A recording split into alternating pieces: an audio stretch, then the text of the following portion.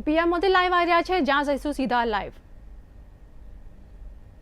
और इसी क्षेत्र के वासी श्री भानु प्रताप सिंह जी,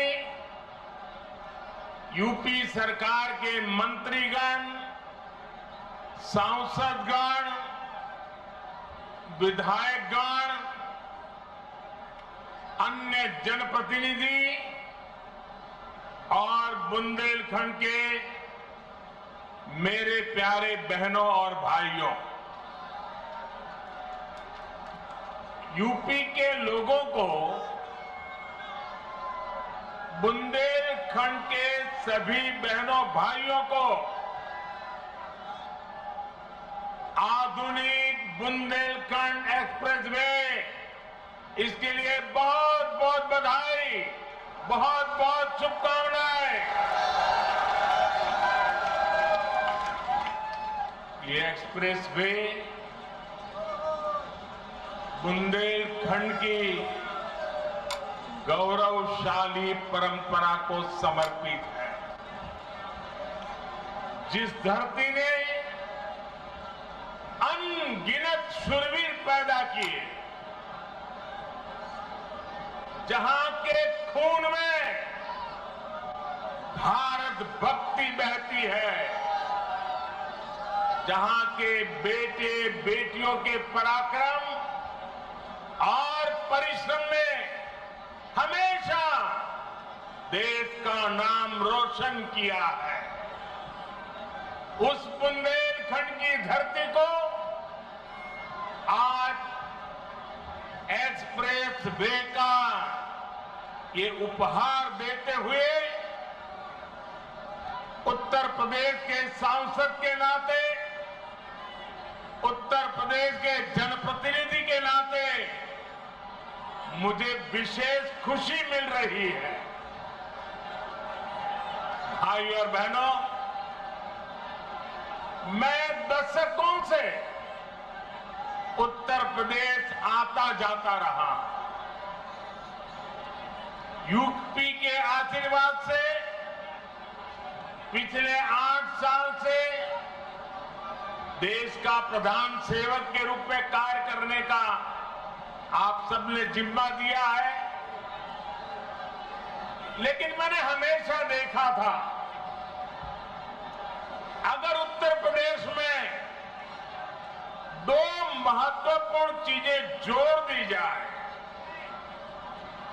उसकी कमी को अगर पूरा कर दिया जाए, तो उत्तर प्रदेश चुनौतियों को चुनौती देने की बहुत बड़ी ताकत के साथ खड़ा हो जाएगा।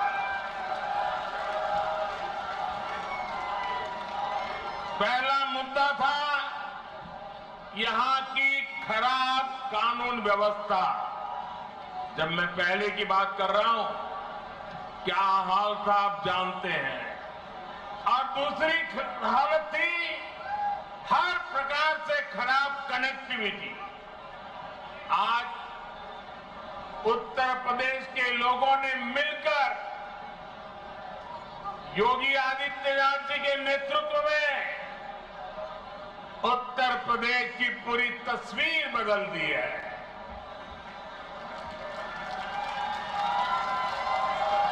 योगी जी के नेतृत्व वाली सरकार में कानून व्यवस्था भी सुधरी है और कनेक्टिविटी भी तेज से सुधर रही है। आजादी के बाद के 7 दशकों में यूपी में यातायात के आधुनिक साधनों के लिए जितना काम हुआ, उससे ज्यादा काम आज हो रहा है। मैं आपसे पूछ रहा हूं, हो रहा है कि नहीं हो रहा है? हो रहा है कि नहीं हो रहा है? आंखों के सामने दिख रहा है कि नहीं दिख रहा है? बुंदेलखंड एक्सप्रेसवे से चित्रकूट से दिल्ली की दूरी करीब करीब 3-4 घंटे कम हुई है, लेकिन इसका लाभ इससे भी कई गुना ज्यादा है। ये एक्सप्रेसवे यहां सिर्फ वाहनों को गति देगा इतना ही नहीं है, बल्कि ये पूरे बुंदेलखंड की औद्योगिक प्रगति को भी गति देने वाला है। इसके दोनों तरफ, इस एक्सप्रेस हाईवे के दोनों तरफ अनेक उद्योग स्थापित होने वाले हैं। यहां भंडारण की सुविधाएं, कोल्ड स्टोरेज की सुविधाएं बनने वाली है। बुंदेलखंड एक्सप्रेसवे की वजह से इस क्षेत्र में कृषि आधारित उद्योग लगाने बहुत आसान हो जाएंगे। खेत में पैदा होने वाली उपज को नए बाजारों में पहुंचाना आसान होगा। बुंदेलखंड में बन रहे डिफेंस कॉरिडोर को भी इससे बहुत मदद मिलेगी। यानी ये एक्सप्रेसवे बुंदेलखंड के कोने कोने को विकास, स्वरोजगार और नए अवसरों भी जोड़ने वाला है। साथियों, एक समय था जब माना जाता था कि यातायात के आधुनिक साधनों पर पहला अधिकार सिर्फ बड़े बड़े शहरों का ही है। मुंबई हो, चेन्नई हो, कोलकाता हो, बेंगलुरु हो, हैदराबाद हो, दिल्ली हो, सब कुछ उनको ही मिले। लेकिन अब सरकार की बदली है, मिजाज भी बदला है, और ये मोदी है, ये योगी है। अब उस पुरानी सोच को छोड़कर, उसे पीछे रखकर हम एक नए तरीके से आगे बढ़ रहे हैं। साल 2017 के बाद से उत्तर प्रदेश में कनेक्टिविटी के जो काम शुरू हुए, उनमें बड़े शहरों के साथ ही छोटे शहरों को भी उतनी ही प्राथमिकता दी गई है। ये बुंदेलखंड एक्सप्रेसवे चित्रकूट, बांदा, हमीरपुर, महोबा, जालौन, औरैया और इटावा से होकर गुजर रहा है। पूर्वांचल एक्सप्रेसवे लखनऊ के साथ ही बाराबंकी, अमेठी, सुल्तानपुर, अयोध्या, अंबेडकर नगर, आजमगढ़, मऊ और गाजीपुर से गुजर रहा है। गोरखपुर लिंक एक्सप्रेस अंबेडकर नगर, संत कबीर नगर और आजमगढ़ को जोड़ता है। गंगा एक्सप्रेसवे मेरठ, हापुड़, बुलंदशहर, अमरोहा, संभल, बदायूं, शाहजहांपुर, हरदोई, उन्नाव, रायबरेली, प्रतापगढ़ और प्रयागराज को जोड़ने का काम करेगा।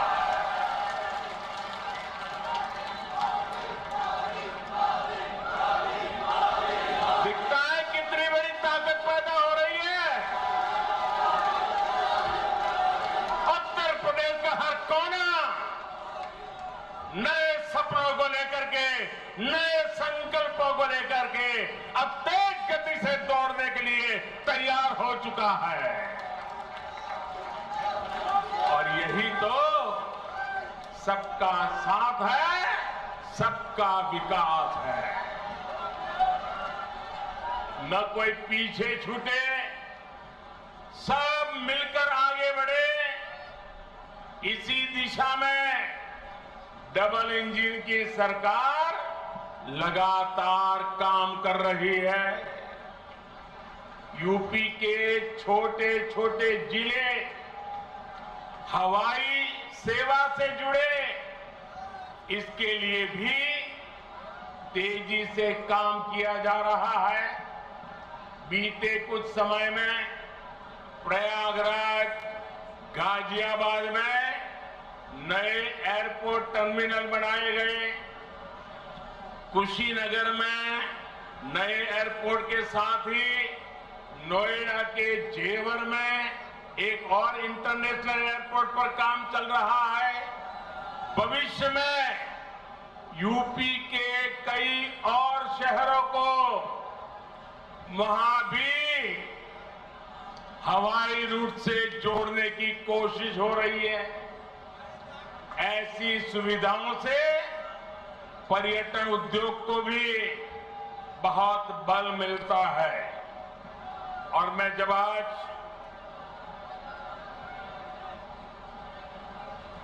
यहां मंच पर आ रहा था तो उसके पहले मैं इस बुंदेलखंड एक्सप्रेस वे का प्रेजेंटेशन देख रहा था, एक मॉड्यूल लगाया वो देख रहा था। और मैंने देखा कि इस एक्सप्रेस वे के बगल में जो स्थान है वहां पर कई सारे किले हैं। सिर्फ झांसी का ही किला है ऐसा नहीं, कई सारे किले। आप में से जो विदेश की दुनिया जानते होंगे उनको मालूम होगा, यूरोप के कई देश ऐसे हैं जहां पर किले देखने का एक बहुत बड़ा टूरिज्म उद्योग चलता है और दुनिया के लोग पुराने किले देखने के लिए आते हैं। आज बुंदेलखंड एक्सप्रेस वे बनने के बाद मैं योगी जी की सरकार को कहूंगा कि आप भी इन किलों को देखने के लिए एक शानदार टूरिज्म सर्किट बनाइए। दुनिया भर के टूरिस्ट यहां आए और मेरे बुंदेलखंड की ताकत को देखे। इतना ही नहीं, मैं आज योगी जी से आग्रह एक और करूंगा। आप उत्तर प्रदेश के नौजवानों के लिए इस बार जब ठंड की सीजन शुरू हो जाए, मौसम ठंडी का शुरू हो जाए, तो किले चढ़ने की स्पर्धा आयोजित कीजिए और परंपरागत रास्ते से नहीं, कठिन से कठिन रास्ता तय कीजिए और नौजवान को बुलाइए। कौन जल्दी से जल्दी चढ़ता है, कौन किले पर सवार होता है। आप देखना उत्तर प्रदेश के हजारों नौजवान इस स्पर्धा में जुड़ने के लिए आ जाएंगे और उसके कारण बुंदेलखंड में लोग आएंगे, रात को मुकाम करेंगे, कुछ खर्चा करेंगे, रोजी रोटी के लिए बहुत बड़ी ताकत खड़ी हो जाएगी। साथियों, एक एक्सप्रेस में कितने प्रकार के कामों को अवसर का जन्म दे देता है। साथियों, डबल इंजन की सरकार में आज यूपी जिस तरह आधुनिक हो रहा है, ये वाकई अभूतपूर्व है। जिस यूपी में, जरा याद रखना दोस्तों, मैं जो कह रहा हूं याद रखोगे? याद रखोगे? जरा हाथ ऊपर करके बताओ, याद रखोगे? पक्का याद रखोगे? बार बार लोगों को बताओगे?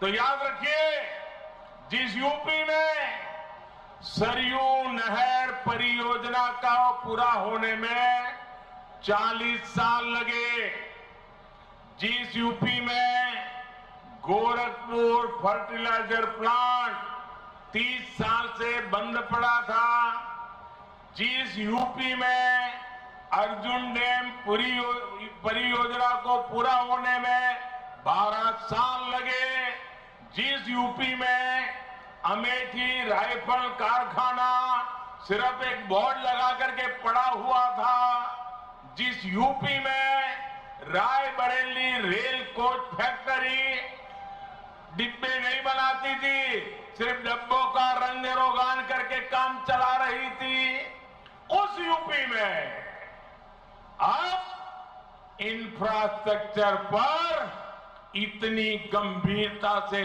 काम हो रहा है कि उसने अच्छे अच्छे राज्यों को भी पीछे छोड़ दिया है। दोस्तों, पूरे देश में अब यूपी की पहचान बदल रही है। आपको गर्व होता है कि नहीं होता है? आज यूपी का नाम रोशन हो रहा है। आपको गर्व हो रहा है कि नहीं हो रहा है? आप पूरा हिंदुस्तान यूपी के प्रति बड़े अच्छे भाव से देख रहा है। आपको आनंद हो रहा है कि नहीं हो रहा है? और साथियों, बात सिर्फ हाईवे या एयरवे की नहीं है।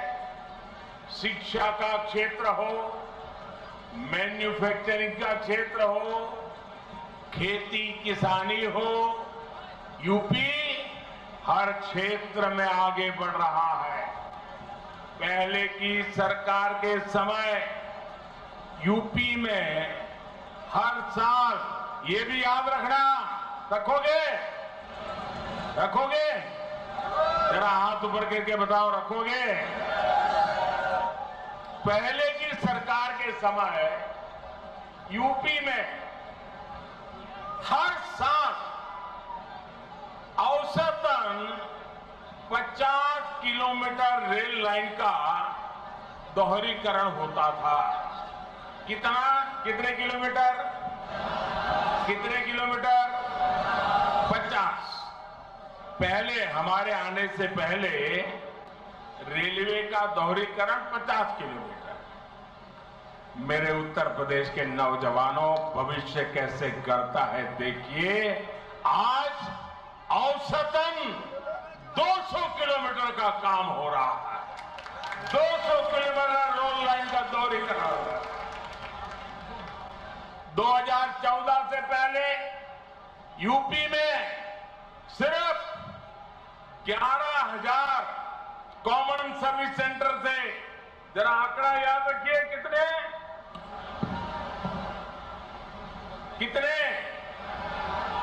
11,000।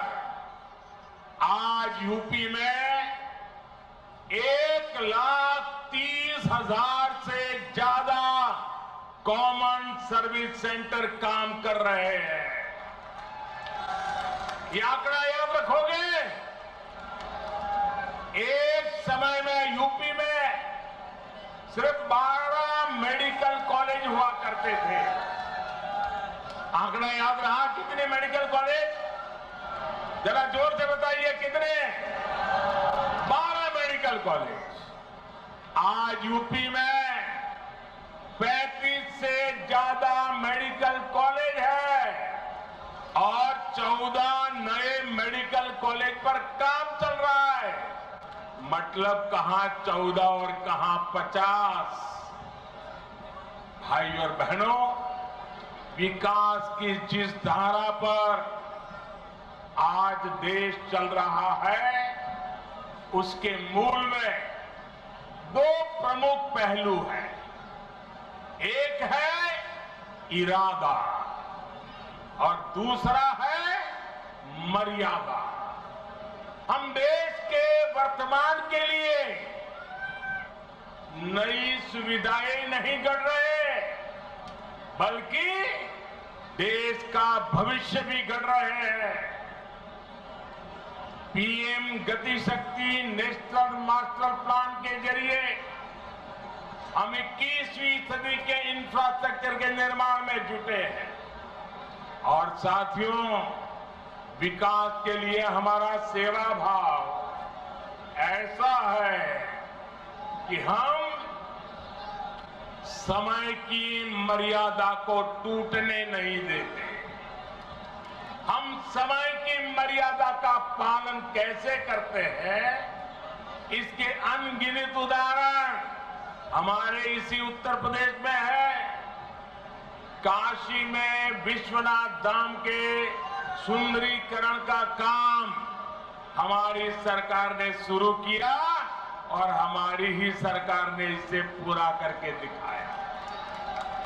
गोरखपुर एम्स का शिलान्यास भी हमारी सरकार ने किया और उसका लोकार्पण भी इसी सरकार में हुआ। दिल्ली मेरठ एक्सप्रेसवे का शिलान्यास भी हमारी सरकार ने किया और उसका लोकार्पण भी हमारी सरकार में हुआ। बुंदेलखंड एक्सप्रेस भी इसी का उदाहरण है। इसका काम अगले साल फरवरी में पूरा होना था, लेकिन ये 7-8 महीने पहले ही सेवा के लिए तैयार है मेरे दोस्तों। और कोरोना की परिस्थितियों के बावजूद कितनी कठिनाइयां हैं हर परिवार जानता है। इन कठिनाइयों के बीच भी हमने इस काम को समय से पहले पूरा किया है। ऐसे ही काम से हर देशवासी को एहसास होता है कि जिस भावना से उसने अपना वोट दिया उसका सही मायने में सम्मान हो रहा है, सदुपयोग हो रहा है। मैं इसके लिए योगी जी और उनकी टीम को बधाई देता हूं। साथियों, जब मैं कोई रोड का उद्घाटन करता हूं, कोई अस्पताल का उद्घाटन करता हूं, कोई कारखाने का उद्घाटन करता हूं, तो मेरे दिल में एक ही भाव होता है कि मैं जिन मतदाताओं ने ये सरकार बनाई है उनको सम्मान देता हूं और देश के सभी मतदाताओं को सुविधा देता हूं। साथियों, आज पूरी दुनिया भारत को बहुत आशा से देख रही है। हम अपनी आजादी के 75 वर्ष का पर्व मना रहा है। अगले 25 वर्षों में भारत जिस ऊंचाई पर होगा उसका रोड मैप बना रहे हैं। और आज जब मैं बुंदेलखंड की धरती पर आया हूं, झांसी की रानी लक्ष्मीबाई के इलाके में आया हूं, यहां से इस वीर भूमि से मैं हिंदुस्तान के 6 लाख से भी ज्यादा गांव के लोगों को करबद्ध प्रार्थना करता हूं कि आज जो हम आजादी का पर्व मना रहे हैं, इसके लिए सैकड़ों वर्षों तक हमारे पूर्वजों ने लड़ाई लड़ी है, बलिदान दिए हैं, यातनाएं झेली है। जब 75 वर्ष है, हमारा दायित्व बनता है अभी से योजना बनाए। आने वाला 1 महीना 15 अगस्त तक हर गांव में अनेक कार्यक्रम हो, गांव मिलकर के कार्यक्रम करें, आजादी का अमृत महोत्सव बनाने की योजना बनाए, वीरों को याद करें, बलिदानियों को याद करें, स्वतंत्र सेनानियों को याद करें। हर गांव में नया संकल्प लेने का एक वातावरण बने, ये मैं सब देशवासियों को आज इस वीरों की भूमि से प्रार्थना करता हूं।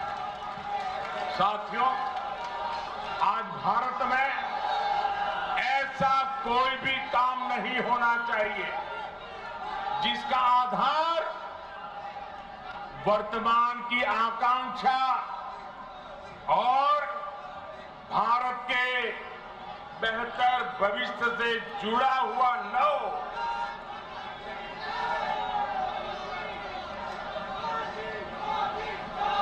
हम कोई भी फैसला लें, कोई भी निर्णय लें, कोई भी नीति बनाए, इसके पीछे सबसे बड़ी सोच यही होनी चाहिए कि इससे देश का विकास और तेज होगा। हर वो बात जिससे देश को नुकसान होता है, देश का विकास प्रभावित होता है, उससे हमें हमेशा हमेशा दूर रखना है। आजादी के 75 वर्षों बाद भारत को विकास का ये सबसे बेहतरीन मौका मिला है। हमें इस मौके को गंवाना नहीं है। हमें इस कालखंड में देश का ज्यादा से ज्यादा विकास करके उसे नई ऊंचाई पर पहुंचाना है, नया भारत बनाना है। साथियों, नए भारत के सामने एक ऐसी चुनौती भी है जिस पर अगर अभी ध्यान नहीं दिया गया तो भारत के युवाओं का, आज की पीढ़ी का बहुत नुकसान हो सकता है।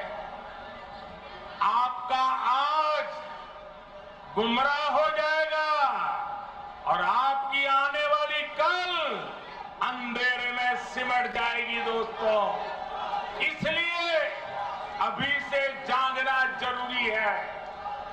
आजकल हमारे देश में मुफ्त की रेवड़ी बांटकर वोट बटोरने का कल्चर लाने की भरसक कोशिश हो रही है। ये रेवड़ी कल्चर देश के विकास के लिए बहुत घातक है। इस रेवड़ी कल्चर से देश के लोगों को और खास करके मेरे युवाओं को बहुत सावधान रहने की जरूरत है। रेवड़ी कल्चर वाले कभी आपके लिए नए एक्सप्रेसवे नहीं बनाएंगे, नए एयरपोर्ट या डिफेंस कॉरिडोर नहीं बनवाएंगे। रेवड़ी कल्चर वालों को लगता है कि जनता जनार्दन को मुफ्त की रेवड़ी बांटकर उन्हें खरीद लेंगे। हमें मिलकर उनकी सोच को हराना है। रेवड़ी कल्चर को देश की राजनीति से हटाना है। साथियों, रेवड़ी कल्चर से अलग हम देश में रोड बनाकर, नए रेल रूट बनाकर लोगों की आकांक्षाओं को पूरा करने का काम कर रहे हैं। हम गरीबों के लिए करोड़ों पक्के घर बना रहे हैं। दशकों से अधूरी सिंचाई परियोजनाएं पूरी कर रहे हैं। छोटे बड़े अनेक डैम बना रहे हैं।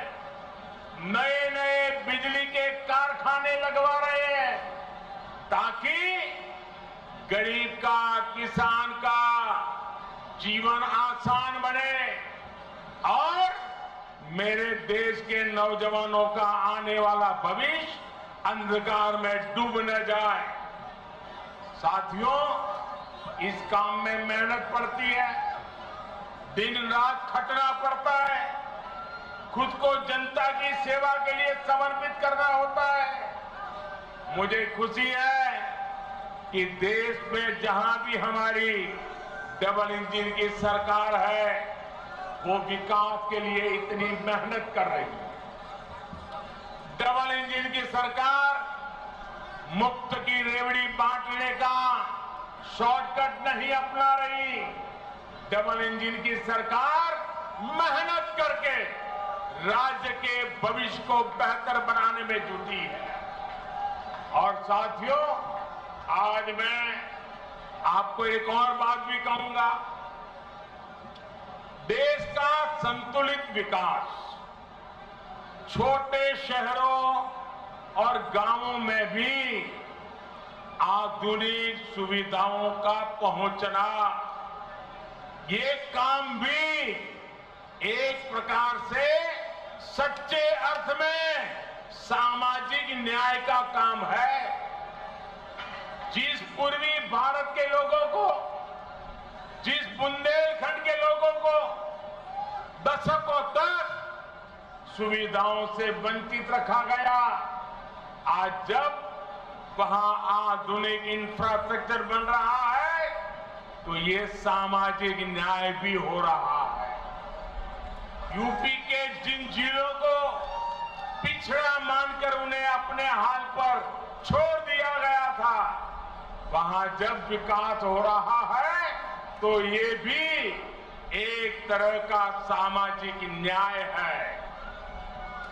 गांव-गांव को सड़कों से जोड़ने के लिए तेजी से काम करना, घर-घर तक रसोई गैस का कनेक्शन पहुंचाना, गरीब को पक्के घर की सुविधा देना, घर-घर में शौचालय बनाना, ये सारे काम भी सामाजिक न्याय को ही मजबूत करने वाले कदम है।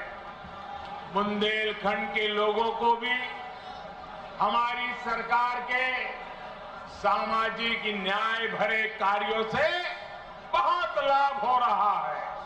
भाई और बहनों, बुंदेलखंड की एक और चुनौती को कम करने के लिए हमारी सरकार निरंतर काम कर रही है। हर घर तक पाइप से पानी पहुंचाने के लिए हम जल जीवन मिशन पर काम कर रहे हैं। इस मिशन के तहत बुंदेलखंड के लाखों परिवारों को पानी का कनेक्शन दिया जा चुका है। इसका बहुत बड़ा लाभ हमारी माताओं, हमारी बहनों को हुआ है। उनके जीवन में मुश्किलें कम हुई है। हम बुंदेलखंड में नदियों के पानी को ज्यादा से ज्यादा लोगों तक पहुंचाने के लिए लगातार प्रयास कर रहे हैं। रतौली बांध परियोजना, भावनी बांध परियोजना और मझगांव चिल्ली स्प्रिंकलर सिंचाई परियोजना ऐसे ही प्रयासों का परिणाम है। केन बेतवा लिंक प्रोजेक्ट के लिए हजारों करोड़ रुपए स्वीकृत किए जा चुके हैं। इससे बुंदेलखंड के बहुत बड़े हिस्से का जीवन बदलने वाला है। साथियों, मेरा बुंदेलखंड के साथियों से एक और आग्रह भी है। आजादी के 75 वर्ष के अवसर पर देश के अमृत सरोवरों के निर्माण का संकल्प लिया। बुंदेलखंड के हर जिले में भी 75 अमृत सरोवर बनाए जाएंगे। ये जल सुरक्षा के लिए, आने वाली पीढ़ियों के लिए बहुत बड़ा काम हो रहा है। मैं आज आप सभी से कहूंगा, इस नेक काम में मदद के लिए ज्यादा से ज्यादा संख्या में आगे आए। अमृत सरोवर के लिए गांव-गांव कार सेवा का अभियान चलना चाहिए। भाई और बहनों, बुंदेलखंड के विकास में बहुत बड़ी ताकत यहां के कुटीर उद्योगों की भी है।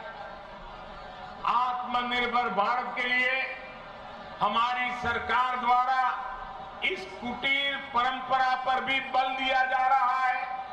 मेक इन इंडिया भारत की इसी कुटीर परंपरा से सशक्त होने वाला है। छोटे प्रयासों से कैसे बड़ा प्रभाव पड़ रहा है, इसका एक उदाहरण मैं आज आपको भी और देशवासियों को देना चाहता हूं। साथियों, भारत हर साल करोड़ों रुपए के खिलौने दुनिया के दूसरे देशों से मंगाता रहा है। अब बताइए, छोटे छोटे बच्चों के लिए छोटे छोटे खिलौने ये भी बाहर से लाए जाते थे, जबकि भारत में खिलौने बनाना तो पारिवारिक और पारंपरिक उद्योग रहा, पारिवारिक व्यवसाय रहा।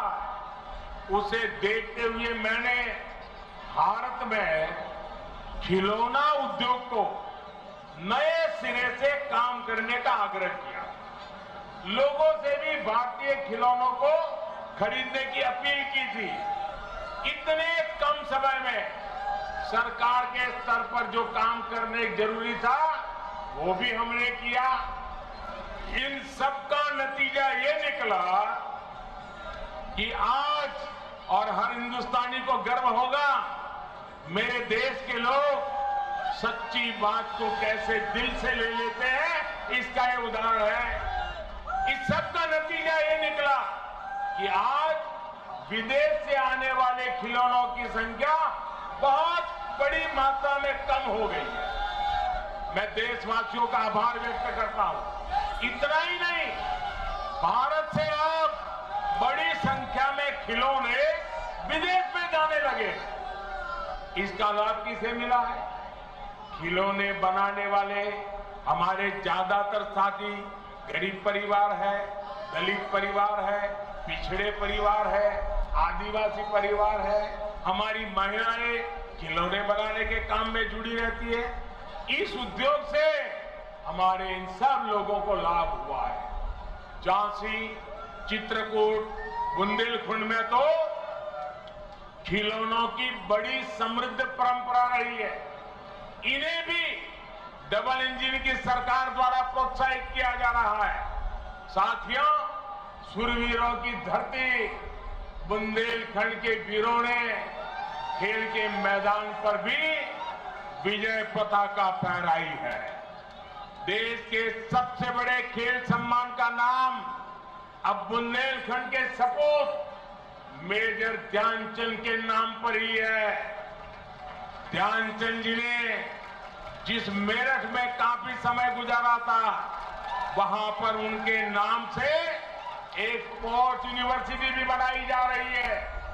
कुछ समय पहले हमारी झांसी की ही एक बिटिया शैली सिंह ने भी कमाल करके दिखाया।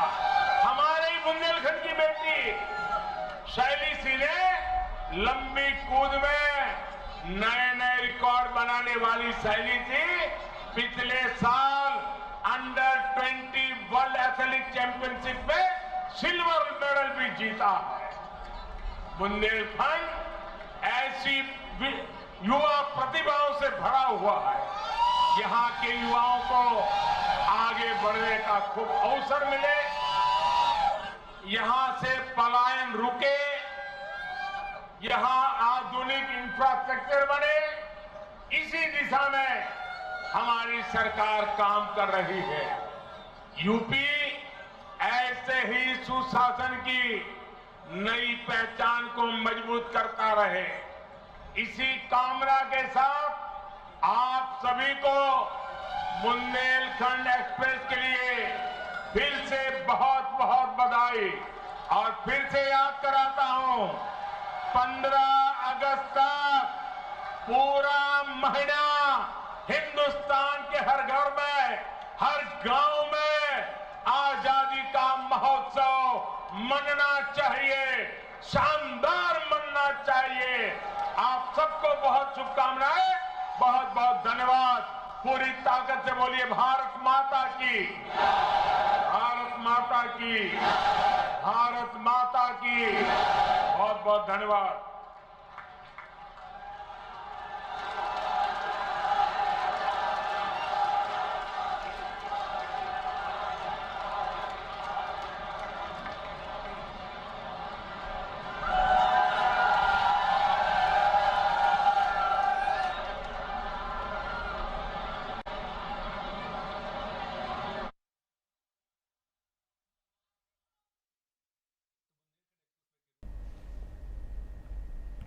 તો વાત કરીએ તો પીએમ મોદી દ્વારા અત્યારે હાલ લોકાર્પણ કરવામાં આવ્યું હતું। કાનપુર પહોંચ્યા હતા, જેમાં જાલોદના બુંદેલખંડ એક્સપ્રેસવેનું ઉદ્ઘાટન કર્યું હતું। 28 મહિનામાં તૈયાર થયો હતો આ સમગ્ર પ્રોજેક્ટ, જેમાં આજે પીએમ મોદી દ્વારા ઉદ્ઘાટન કરાયું હતું। ઉત્તર પ્રદેશથી આજે નવો બુંદેલખંડ એક્સપ્રેસ હવે હાઈવે જે છે તે લોકોને મળવા પાત્ર થયો છે, જેમાં વડાપ્રધાન નરેન્દ્ર મોદી કાનપુર પહોંચી ગયા હતા અને એરપોર્ટ પર મુખ્યમંત્રી યોગી આદિત્યનાથે તેમનું સ્વાગત પણ કર્યું હતું। વડાપ્રધાન મોદી આજે જાલોદના બુંદેલખંડ એક્સપ્રેસવેનું ઉદ્ઘાટન કર્યું છે। આથી લોકોમાં પણ અનેક ઉત્સાહનો માહોલ પણ જોવા મળ્યો હતો। તો વાત કરવામાં આવે તો જિલ્લામાંથી પસાર થઈને ઇટાવામાં આ સમગ્ર એક્સપ્રેસવેનું સમાપ્ત થશે તેવું પણ જણાવ્યું હતું, જેમાં ઇટાવામાં એ લખનૌમાં આગ્રા એક્સપ્રેસવે સાથે પણ જોડાશે। આ સાથે એટલે કે હવે બુંદેલખંડથી દિલ્હીનું અંતર હવે સરળ થવા પામ્યું છે। તો વાત કરવામાં આવે તો પીએમ નરેન્દ્ર મોદી દ્વારા હાલ ઉદ્ઘાટન કરવામાં આવ્યું છે। આ રીતે અનેક લોકોમાં પણ અત્યારે હાલ ખુશીનો માહોલ જોવા મળ્યો હતો। તો વાત કરવામાં આવે તો વડાપ્રધાન જનસભાને પણ સંબોધન કરી હતી। આ સાથે વડાપ્રધાન બુંદેલખંડના 19 નવેમ્બર 2021ના રોજ પણ આવ્યા હતા અને વડાપ્રધાને મહોબામાં 3250 કરોડથી બનેલી અર્જુન સહાયક પરિયોજનાનું પણ ઉદ્ઘાટન કર્યું હતું। તો વાત કરીએ તો પ્રધાનમંત્રી નરેન્દ્ર મોદીએ ઉત્તર પ્રદેશમાં બુંદેલખંડ એક્સપ્રેસવેનું લોકાર્પણ કર્યું છે। આથી સભાને પણ સંબોધન કરી હતી અને લોકોને પણ ઉત્સાહનો માહોલ સર્જી જાય તેવા તેમના શબ્દોનો ઉપયોગ કરીને દરેકનું દિલ જીતી લીધું હતું। તો વાત કરવામાં આવે તો નરેન્દ્ર મોદી દ્વારા બુંદેલખંડ એક્સપ્રેસવેનું લોકાર્પણ કરવામાં આવ્યું છે। આથી લોકોમાં પણ અનેક ઉત્સાહનો માહોલ જોવા મળ્યો હતો। પીએમ મોદીએ એક્સપ્રેસવેનું લોકાર્પણ કર્યું હતું। આ વચ્ચે લોકોમાં પણ ઉત્સાહનો માહોલ જોવા મળ્યો હતો। તો ઝાલોદમાં બુંદેલખંડ એક્સપ્રેસવેનું લોકાર્પણ કર્યું હતું, જેમાં વાત કરીએ તો 296 કિમી લાંબા એક્સપ્રેસવેનું પીએમ મોદીએ લોકાર્પણ કર્યું હતું, જેમાં 7 જિલ્લાને એક્સપ્રેસવેનો હવે ફાયદો મળશે। આથી સમગ્ર માહોલમાં વાત કરીએ તો લોકોમાં ખુશીનો માહોલ જોવા મળ્યો હતો। આ વચ્ચે પીએમ મોદીએ એક્સપ્રેસવેનું લોકાર્પણ કરતાં જ લોકોના દિલ પણ જીત્યા હતા અને અનેક રીતે લોકોને સંબોધન કરતા લોકોમાં પણ ખુશીનો માહોલ જોવા મળ્યો હતો।